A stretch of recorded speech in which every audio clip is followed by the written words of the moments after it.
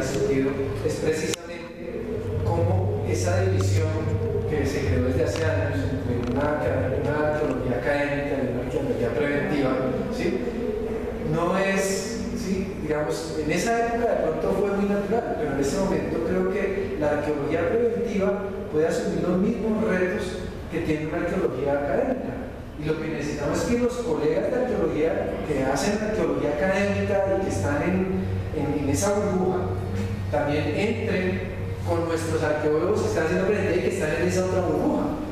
Y es ahí donde hay que asumir unos retos de orden académico, desde la formación en las universidades, que permitan que precisamente pues, ustedes salgan y puedan enfrentar esa clase de retos, que podamos subir el nivel de esa arqueología preventiva que se está haciendo, que tú muy bien lo dices, a veces les decepciona, pero ese es un trabajo que hay que hacer desde la academia, desde una organización y desde el ICANN, que es la institución que son como los espacios ideales. Y desde las universidades. Pues la universidad es el espacio. ¿Le enseñan cómo hacer? Un proyecto de investigación.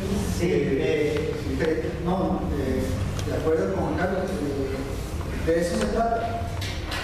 Porque es que hay un potencial enorme que haya en un país una reglamentación, una normatividad que obliga a invertir en arqueología. Esa es la oportunidad. Se está desperdiciando, ¿no? Se está desperdiciando porque nos hemos dejado coger ventajas de todo el tema del mercado, las locomotoras, y una cantidad de cosas que las entidades no se han ajustado adecuadamente a eso, incluso las universidades, el ICANN, etc. Entonces tenemos una oportunidad muy buena de desperdiciar, ¿no? Hay países en los que funcionan, ¿ves?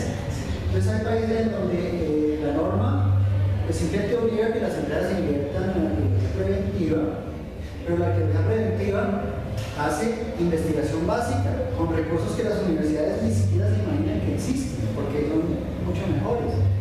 Y las universidades se benefician porque en los proyectos de arqueología preventiva se entrenan gratis estudiantes que los profesores no pueden llevárselos a todos a campo. Entonces los estudiantes en sus veranos, en Estados Unidos en el verano, los estudiantes van y les pagan muy bien, pero no van solamente para ganarse el cheque. No, lo que pasa es que los especialistas mejores en lítica y en hueso y en cerámica están en esos laboratorios de arqueología preventiva. Y entonces allá aprenden cosas con un nivel mucho mejor que su mismo profesor en la universidad le puede enseñar. Entonces, ¿cómo llegar a algo como eso? Bueno, depende de que haya una organización fuerte que se pare en frente del ICANN y diga, no señor, la arqueología preventiva no puede ser de menor calidad que la arqueología básica. Tienen que ser ambas básicas y ambas preventivas, ¿no? El arqueólogo de la universidad debe proteger los sitios y el arqueólogo de la arqueología básica debe tener el nivel académico. Y eso, ¿quién lo hace? El gremio, ¿no? Pero si no hay una representante de gremio aquí, entonces no vamos a funcionar. Sí, no, pues me parece que somos muy osados, pues, de pronto las personas que nos encontramos aquí en estos momentos y los que están pensando en el país en conformar una agremiación en estos momentos coyunturales, ¿cierto?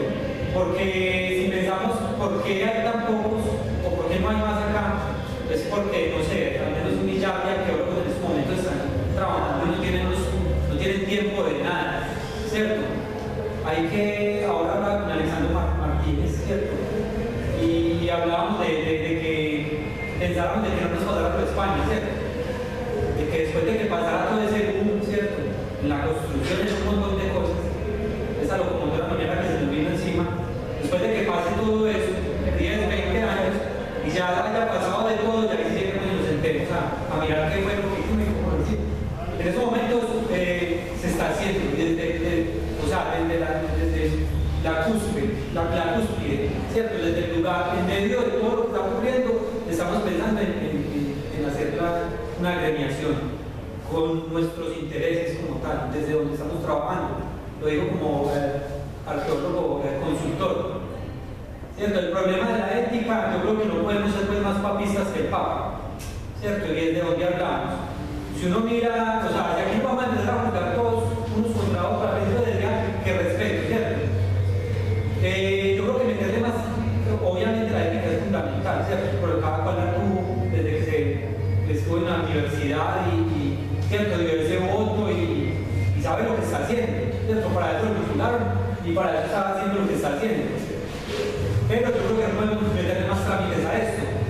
Pues el mecanismo, por ejemplo, cuando usted va a hacer un trabajo, cuando va a una intervención arqueológica y va a evaluar un trabajo que usted hace, yo creo que es suficiente para tener pues definido ese problema, entre comillas, ético. Es que la ética, ¿sabe cómo se fundamentaría la ética en sí? Que se pudiera ejercer esa condición sin siquiera esa institución estatal ahí de fondo evaluando, corrigiendo. ¿A quién se le tendría que pasar esa pelota o frente a eso que ocurre? Y, no sé qué está pasando. La arqueología preventiva a veces puede producir cosas muy bonitas, ¿cierto? Tenemos proyectos, por ejemplo, como La Esperanza, el Quimbo, ¿cierto? Donde han sacado, han sido proyectos que han dado investigaciones pues, como muy interesantes, importantes, pero a veces cuando la arqueología preventiva coge a una persona que tiene todo ese potencial, a veces hay momentos en que se desarma ese investigador como tal. Por ejemplo, en un caso específico, estoy haciendo un trabajo en Cartagena, para terminar, por ejemplo, cogiendo incluso no hay examen de arqueología, Carlos Castaño y Carmen Lucía Dávila, que hicieron un trabajo muy interesante en Magdalena Medio, en el sitio Colorado, Samayaca, de eso que uno mira el texto y uno es de admirar. Y después me encuentro haciendo arqueología preventiva, un trabajo, por ejemplo, para Caballos, donde contó el informe, es un informe de arqueología preventiva, donde no encuentra nada de eso. Entonces uno dice, bueno, ¿esa es la misma persona o qué está ocurriendo? Una persona con un corte academicista y todo eso, y que, o sea, son las realidades de las cosas que ocurren. Hay unos que son buenos, otros no tanto, hay mucho vacío a veces material dentro de la arqueología preventiva, hay que también. Bueno, yo en algunas de las reuniones que mencionas, de las que participé, hablé justamente de los escenarios y de la cuestión creo que me interpeló César muy fuertemente desde el auditorio. Y con la experiencia, no me olvido ese tipo de cosas, con la experiencia me he dado cuenta que ese tipo de fronteras no pueden existir. De hecho, es decir, las universidades, los profesores, estamos interviniendo en esos contextos y tenemos que intervenir. Y la opción, la principal fuente laboral en este momento para los televisados es esa. Lo que tenemos que velar es por elevar la calidad y el nivel de su trabajo. Hoy por la mañana tuvimos una excelente oportunidad de ver el trabajo en arqueología urbana con muy buena calidad, muy bien hechos, que muestran que es posible, aún bajo las presiones más tenaces, hacer trabajo de calidad. Lo que hay que tener son muy claros los fundamentos de la arqueología, sus alcances, objetivos de investigación muy claros y demás. Entonces, yo creo que una de las cosas que haría un colegio es justamente no separar esos dos ámbitos de ejercicio profesional, de investigadores básicos, o arqueología básica y arqueología preventiva. Porque eso es lo que sucede con la SCAR. La SCAR se considera una organización para los académicos, los que van a los congresos, los que quieren publicar, nosotros no. Lo que buscaríamos es justamente eso. Yo no les pediría no tenerle miedo a todo el tema de regular y buscar a través de la ley un adecuado ejercicio. Voy a leer, si me permiten, un par de párrafos sobre la estructura de los colegios, sobre la estructura de los colegios profesionales. Dice, la Constitución colombiana establece en su artículo 26, párrafo 2, que las profesiones legalmente reconocidas pueden organizarse en el colegio. La estructura interna y el funcionamiento de estos deben ser democráticos. La ley podrá asignar funciones públicas y establecer los debidos controles. Con base en la Constitución se han creado unos colegios o consejos profesionales considerados como ente gremial sin ánimo de lucro que representan profesiones. Esta mañana en Colombia de arqueología urbana se hablaba de dignificar la profesión de la arqueología para que respeten a los arqueólogos. Y eso es fundamental. Y dice que son integrados por profesionales de la misma disciplina país. Por su estructura y funcionamiento tienen un comportamiento similar al de un ente de derecho público y su objeto social apunta a la defensa del gremio en las condiciones de su ejercicio profesional y a la administración de las funciones públicas delegadas por la ley. En consecuencia, las normas que rigen cada profesión prevén la creación de colegios, consejos o tribunales profesionales encargados de la inspección, control y vigilancia de la profesión. Los colegios, consejos y tribunales profesionales cuentan con la participación de las entidades públicas relacionadas con la profesión, ICANN, por ejemplo, particularmente los ministerios respectivos, las instituciones de educación superior y los gremios relevantes, además de tener poderes disciplinarios. Entonces, abarca una serie de elementos y, por ejemplo, cuando ustedes tocan el tema de la formación, ¿quién sino un colegio profesional que le reclame a uno? Nosotros como entrenadores no podemos reclamar a la nacional porque no hace prácticas, pero un colegio profesional sí puede reclamarle a una universidad que no está formando adecuadamente en un estándar mínimo adecuado para ejercer una profesión con la teología. Entonces, yo pensaría que busquemos ese camino como una posibilidad porque está por encima y viene desde la Constitución política, que es la ley de leyes, y lograríamos hacer a ese nivel, involucrarnos todos quienes trabajamos en la academia, en preventiva o quienes ejercemos en los dos campos, etc. Y el tema se ha centrado en la teología preventiva, pero hay colegas que trabajan, yo trabajé muchos años en un museo, pienso en los colegas que trabajan en otro museo, que seguramente también tienen una serie de necesidades, una serie de dificultades que valdría la pena conocer, evidenciar, y un colegio debería coadyuvar en identificar, avanzar en ese diagnóstico que menciona Martín Celis y estar preparados para enfrentar desafíos que son enormes y que justamente van por ahí, por la ley. Hemos sido incapaces los antropólogos, los arqueólogos, de entender cuál es el funcionamiento democrático de este país, de ser ciudadanos para ejercer nuestros derechos como ciudadanos, bien sea como individuos o bien sea como profesionales que hacemos parte de un colectivo y cuyo trabajo tiene un impacto social enorme. No estudiamos huesitos, no sacamos piesticos para guardarlos en el bolsillo, no, impactamos en zonas donde hay unos intereses creados por el patrimonio. Nos contaban esta mañana cómo los arqueólogos nos convertimos en la llave o en el articulador de diálogo entre las empresas, la comunidad, etc. Tenemos que ser capaces de eso, pero tenemos que hacerlo por la vía del ejercicio democrático y una forma de hacerlo es esta, de la colegiatura. Bueno, me interesó un poco de ideas ya lo que tú comentabas sobre la posibilidad de investigación preventiva. Pues justamente para eso, ciertos mecanismos, si no estoy mal, me corregirán, que por ejemplo, el CAC, cuando uno va a presentar un proyecto arqueológico preventiva, el CAC no simplemente bajo la justificación de tal empresa va a hacer un edificio y quiere ver que no está dañando nada, sino que cuando se va a presentar debe haber una justificación, debe haber una problemática antropológica, o sea, típica de cualquier investigación, debe haber una metodología, debe haber una consulta de presentes, así como cualquier proyecto que uno vaya a presentar ante la FIAN, ante una convocatoria de CAN, ante el Ministerio de Cultura y demás. Digamos, por eso yo creo que este tema de la arqueología preventiva bajo una buena praxis y una capacidad de aportar realmente muy buena.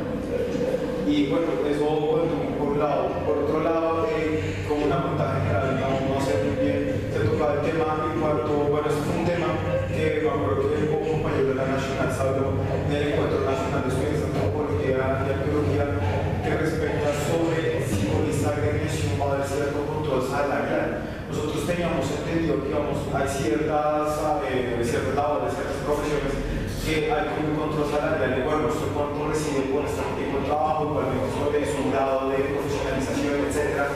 Y pues eso yo también lo he visto demasiado en cuanto a la arqueología preventiva.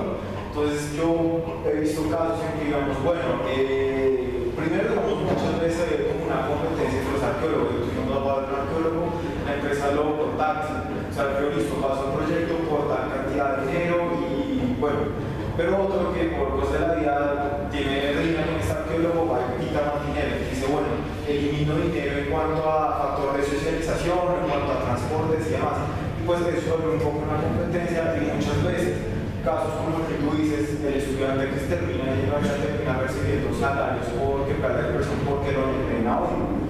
Y esa es la otra cosa. Yo había hablado con estudiantes del pregrado de la comunidad arqueológica que por un proyecto le están pagando un salario mínimo 600.000 pesos, a otros que le están pagando 1.500.000 y etc.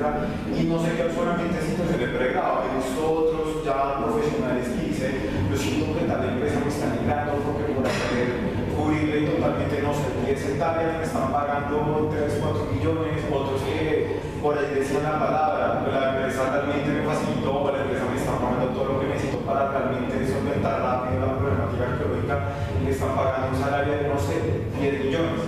Entonces, pues ese es otro tema que, pues, que indagar, o sea, realmente se ha visto como se os ha comentado al respecto de este nivel salarial, o ya me estoy desviando, no sé.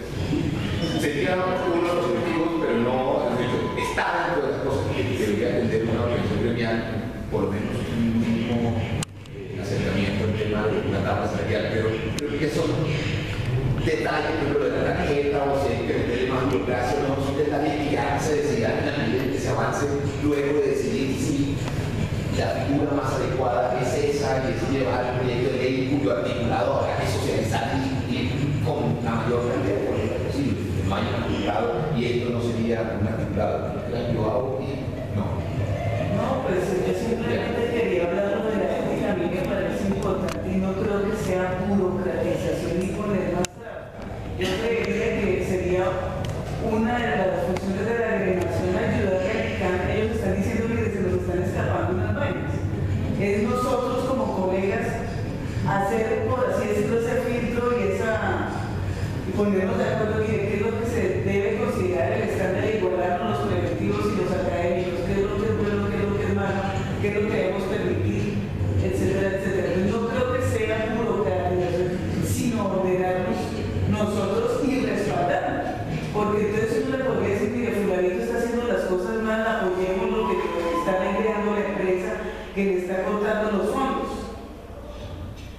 Básicamente esa era mi... Pablo, Pablo.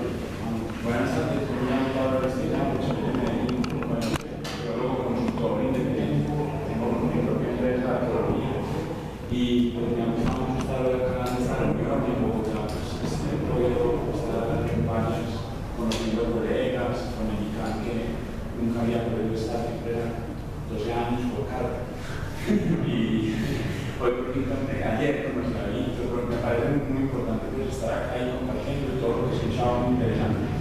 Y hay unos puntos que me parecen clave y que ya lo han tocado Fernando, Víctor, y lo acabas de decirlo, y es que el ICANN no es en este momento capaz, yo creo, de todo este desarrollo del país. Y no lo llamemos boom, sino que Colombia en este momento va muy bien económicamente y va bien en cuanto al desarrollo y se tiene que poner al día para esos tratados de libre comercio que firmó. Entonces, acá se van a construir muchas más vías que antes, más electricidad que antes, más servicios que antes, cada vez por más y más personas con capacidad de vivir cada vez mejor. A mí me parece positivo, va bien.